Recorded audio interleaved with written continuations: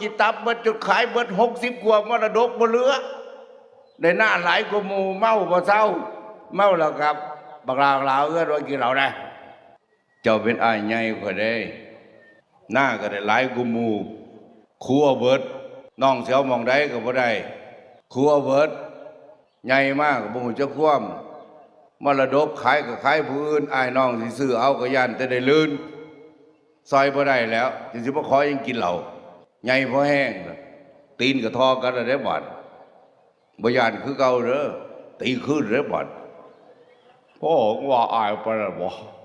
ไปเอาก็น้องอะไรเว้ยอีน่าเอาเงินให้อายกินเหล้าแล